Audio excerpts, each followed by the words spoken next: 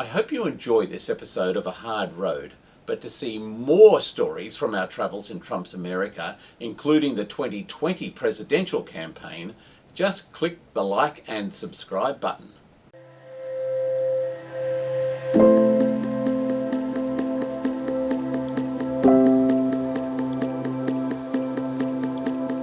As the midterm election entered its final week and the human caravan continued towards the American border, Trump had ramped up his nationalistic rhetoric.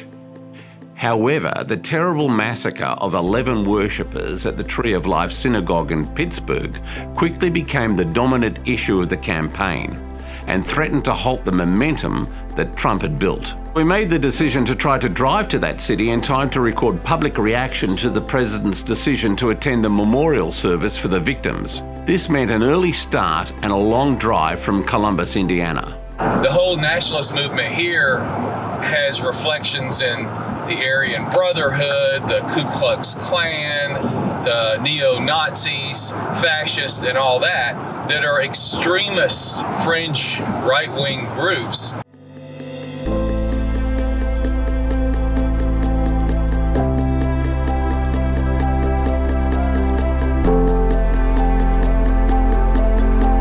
We arrived in Squirrel Hill just as the demonstration against Donald Trump was getting underway. We're here in Squirrel Hill, Pittsburgh, Pennsylvania, marching in solidarity with my friends, neighbors, grieving, mourning. Everyone's heartbroken here over the murder of 11 people. Also, a lot of people here, like myself, are here in opposition to Trump coming to Pittsburgh. We believe that his rhetoric is very hateful and divisive, and not that you can totally put the blame on one person for every act that happens, but you also can't say he's blameless either. Right now, especially in this really polarized time, I think that him coming to Pittsburgh is an utter disgrace, that he has not openly denounced white nationalism and has embraced calling himself a nationalist at some of his public rallies, which has been a dog whistle for some of these underground groups. And I believe that him coming here right now is just a spit in the face of people who have requested him to not attend. Many people here feel that, and many of these signs reflect that his words directly incited the murderer to action, to kill these people. Well, he has been enabling this kind of rhetoric and hate speech, and it seemed like it was only a matter of time till this boiled over.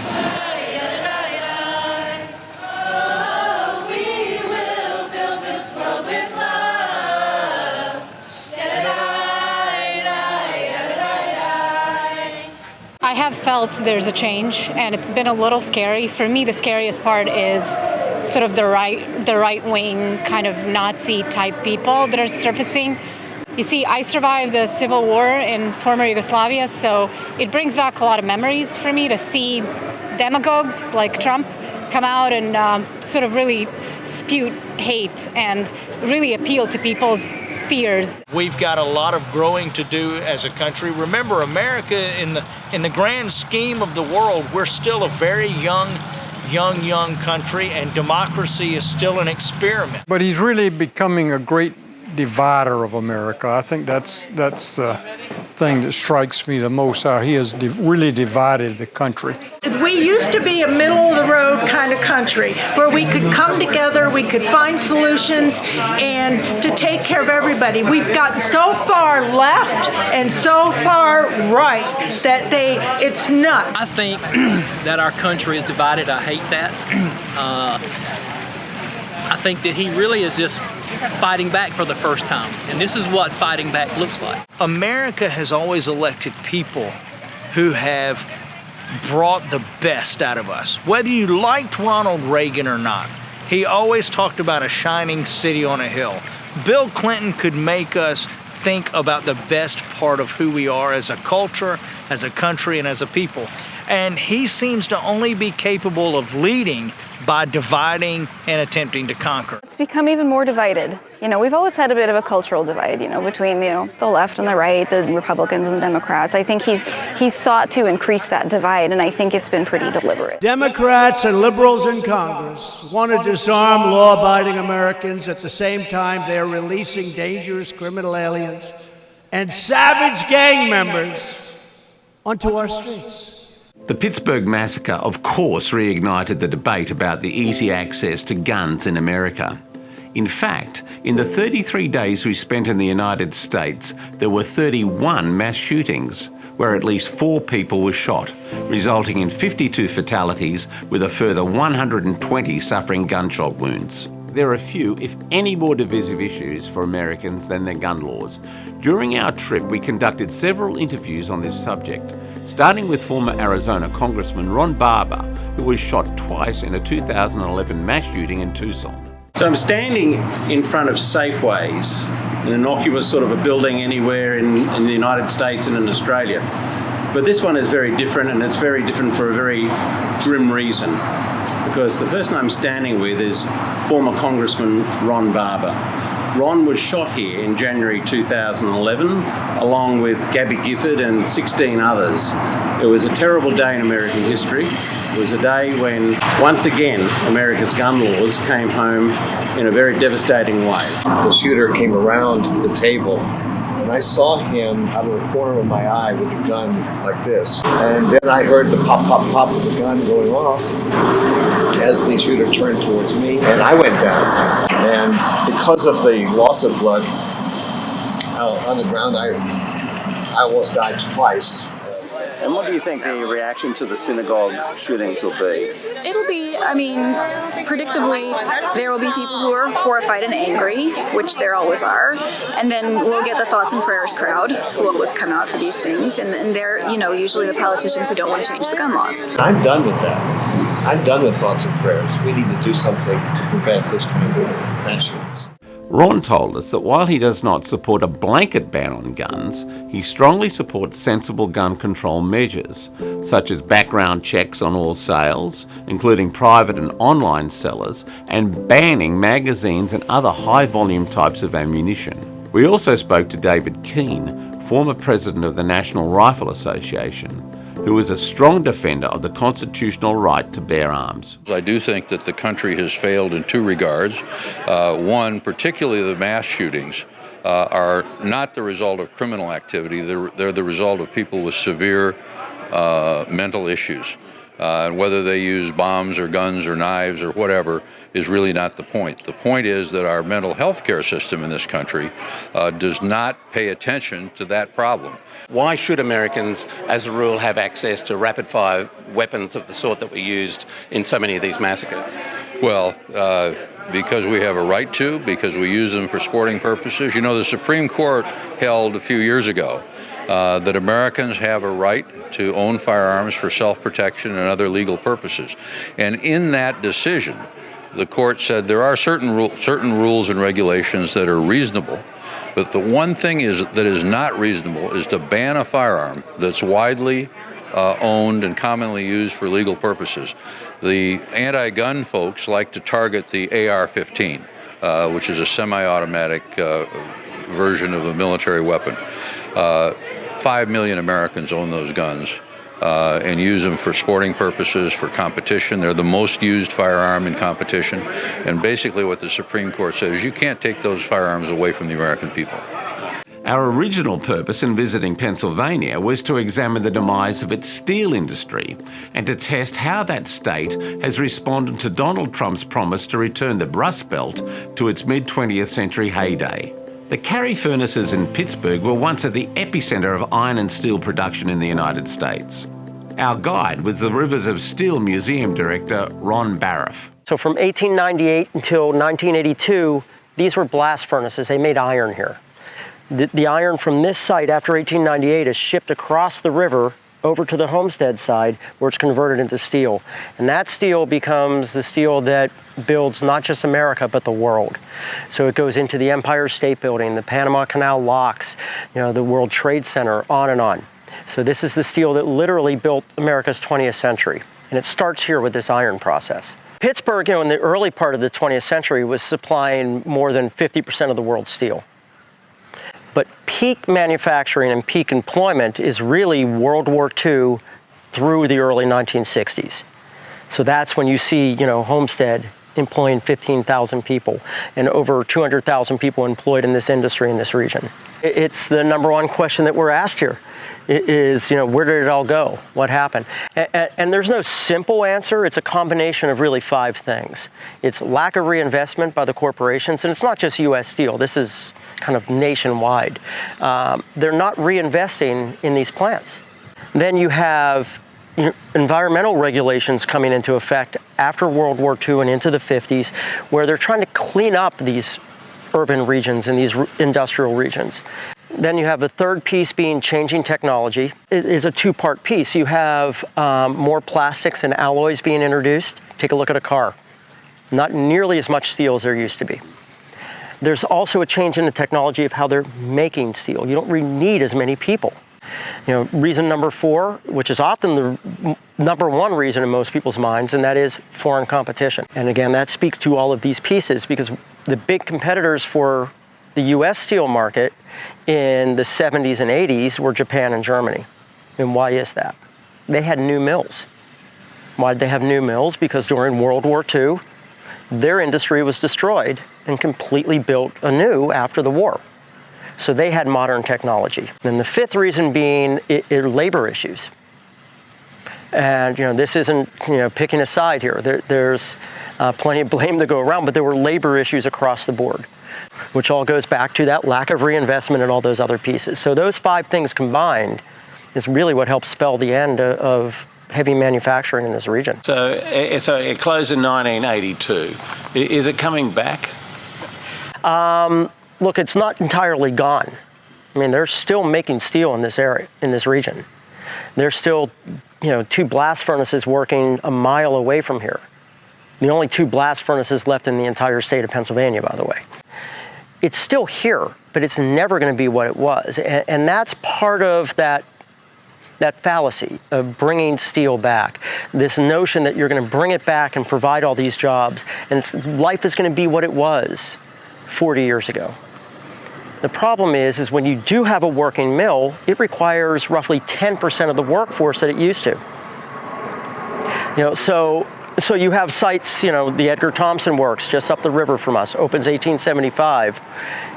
At its height employed 10,000 people. Now it's roughly 420, 430 people working there. To produce how much steel? The equivalent amount that they were making? Right. They still have basically the same share of the U.S. market that they used to. It's just that technology has changed to the point that you don't need the amount of people that you used to.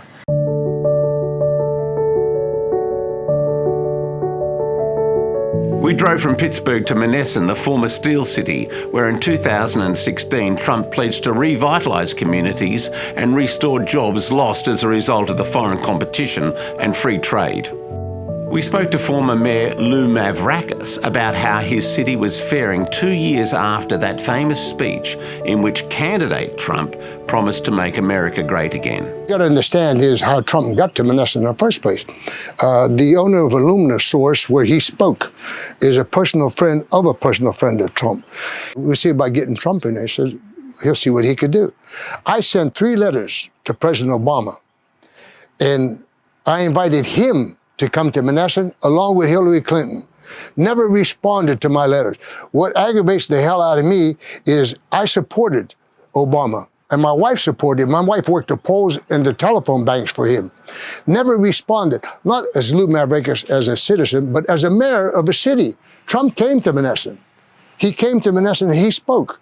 He promised these people things, all right? At least he came, he promised. Hillary Clinton chose not to come. Totally ignored my letters. What would you do? He spoke from a teleprompter. I believe that may have been the first time that he made a speech from a teleprompter. He was magnificent. He didn't take any questioning. He made his speech and away he went.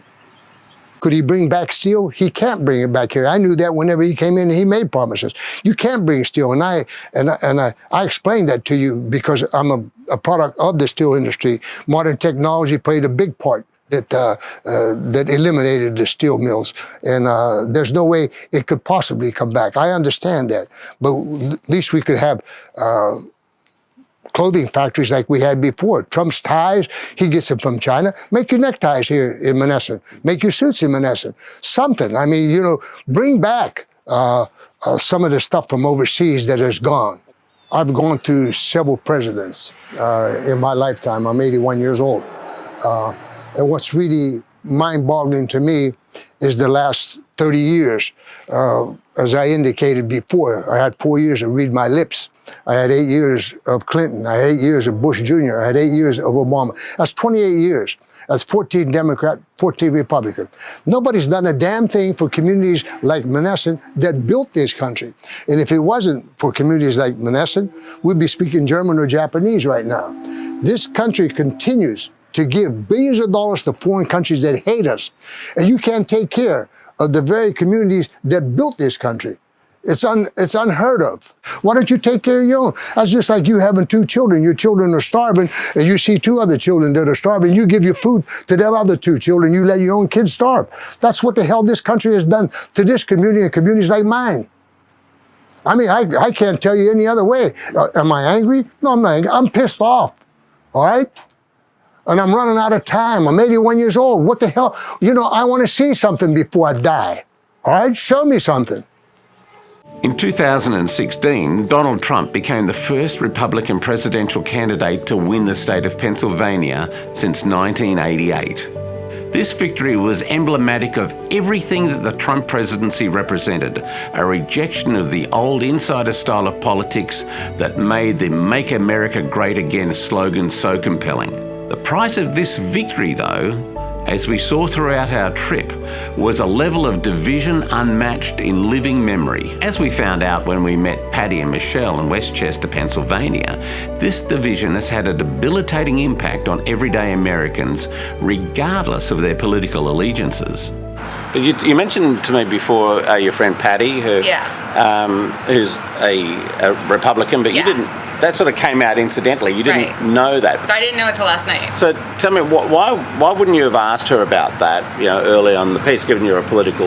Because I am a Republican, and I see a lot of negative things about things that I don't like about big headline Republicans that I don't identify with, and I wouldn't want Patty to think those things about me. And I just wanted to be her friend, so I just stayed away from the subject. I don't want people to think that I hate everyone with brown skin. I don't want people to think that I am part of any kind of a hate group. I don't want people to think that I want to build walls or that I'm scared all the time of everyone. I'm not any of those things. I am a Republican.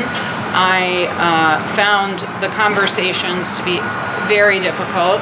Among family members, among people, you know, again, in the boardroom, places where you would find these conversations creeping up. And then, you know, I found friends that wanted to just disengage from friendships, and heard about people who were lifelong friends who, you know, could just not see to meet somewhere in the middle.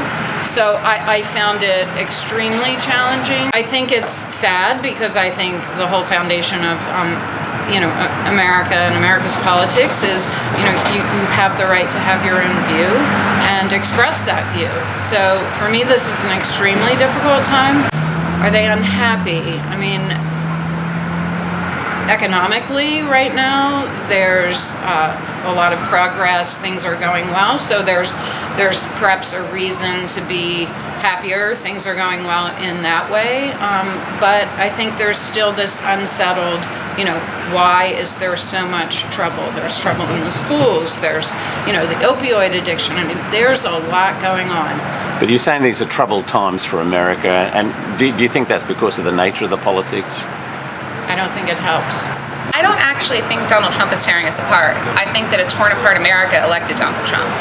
I don't think that Donald Trump divides people. I think divided people voted him into office.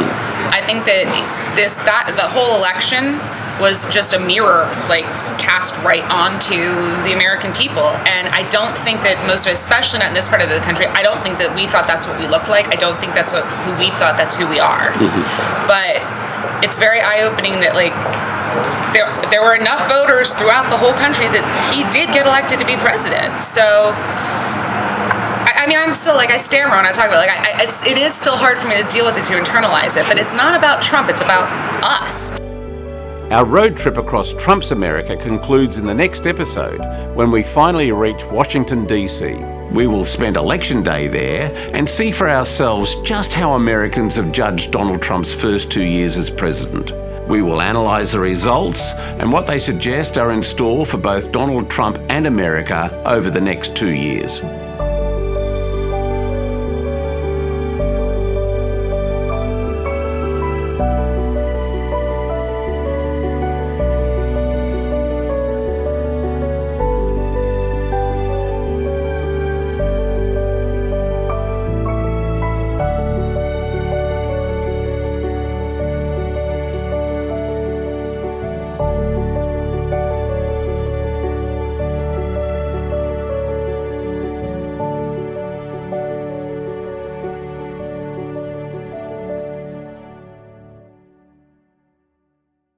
I hope you enjoyed this episode of A Hard Road.